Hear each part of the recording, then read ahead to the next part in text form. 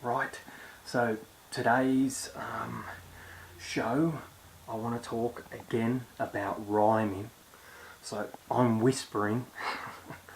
I hope that's okay. Well, it's going to have to be, but I hope you can hear me because I've got my daughter asleep next door. So I've just got to stay quiet. I'm going to do the usual check right now if the video's working. Yep, it is. Okay, so rhyming. Here it is. I've written it on the page. There it is. Rhyming. Okay. So, what I want to talk about with the rhyming is we've done rhyming before. I did the 3 types of rhyming. Basically break all rhyming down to these 3 types. That's in a video back a little bit. Go check that one out. But no, I'm not talking about that aspect of rhyming now. I want to talk about the aspect of how you literally set it out on the page. You actually set it out on the page. This is when you haven't written a song. Like, this is when you say, I want to write a song, today. Sometimes our songs come like in just 5 minutes flat. The whole thing just gets done. You didn't think, it just comes to you like a beautiful beam of inspiration, which is fantastic, but they don't happen all the time. So when we plan to write a song like a professional songwriter does, who gets paid to write, they actually, I'm going to show you what they do. So let's say you've got a 4 line, by the way, in my 5 foundations, this comes under obviously rhyming, okay? No, not rhyming. This comes under lyrics, and lyrics in general, not lyrical storytelling, lyrics. So in lyrics, obviously rhyming belongs in lyrics. Okay, so they will literally, let's say we've got a 4-line verse. It's a 4-line verse. So let's call this line 1. Look, I'll just show you. So line 1, here's line 2, line 3, line 4 of your verse. They will literally say, I want this line. So here it is, there's all your words. There's all your words. Here's the words. And here we go, right? They will actually say, I want line 1 to be A. I'm going to call it A goes with line 3. And you call that A as well. A. So you want that rhyming. And then we might call this B and B. So now line B, so the B and the B is the 2 and the 4. The A and the A is the 1 and the 3. So they'll literally, and by the way, it doesn't, don't worry about the A and the B. They mean nothing. I could have called it X and triangle, or square and triangle. It would mean nothing.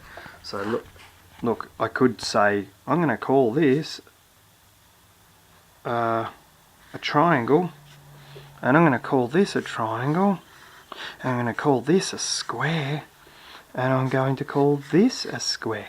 It doesn't matter, but what I'm trying to show you is they literally code it before they begin. They plan that line 1 and line 3 are going to rhyme, and line 2 and line 4 are going to rhyme. You know what I mean? Okay? They that plan it out. They really do, and it's great. Now, there are many versions of rhyming patterns, schemes as they call it, rhyming patterns. Like, I'll just write more down, okay? I use this one a fair bit. You can just go like this. It could be just it could be like line 1, line 2, and line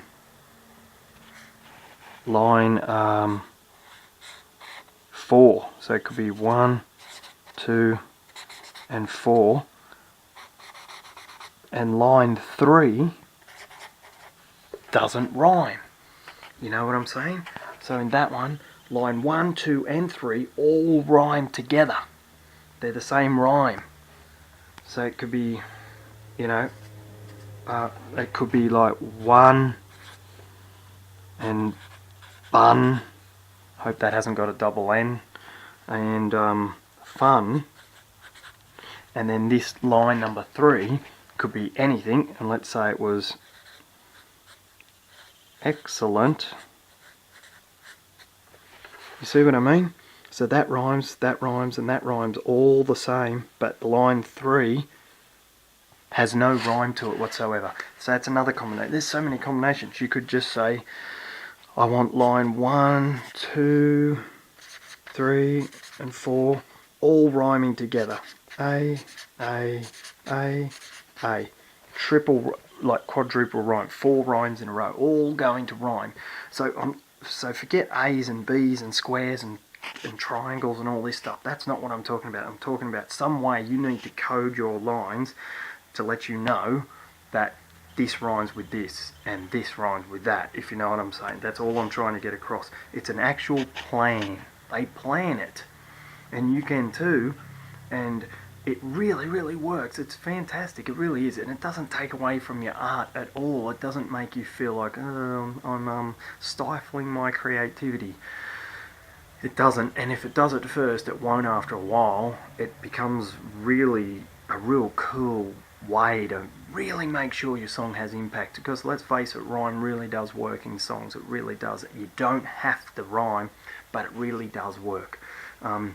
So when you do rhyme, you want to make sure you you do it properly. So verse 1, by the way, here we go. This is the last part I want to say. Whatever rhyming pattern you have in your verse, you must keep that for your second verse. This is imperative. So verse 1 and verse 2 must keep the same rhyming pattern. The listener, your listener, expects that.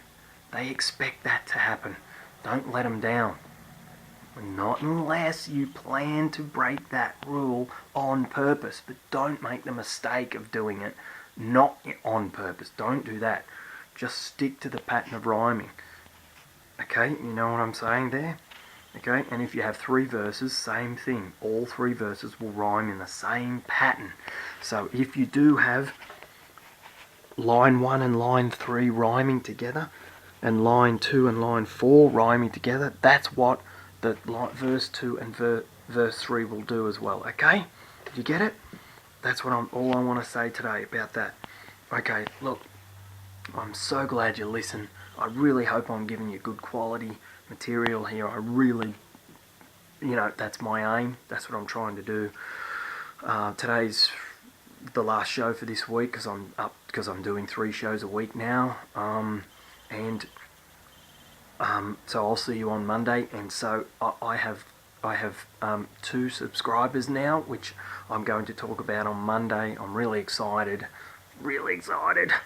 And I want to say their names and announce it to you all, 2 new subscribers. Okay, great. See you Monday. Okay, keep writing. I love that you write. Keep writing. We are songwriters. Bye-bye. See ya.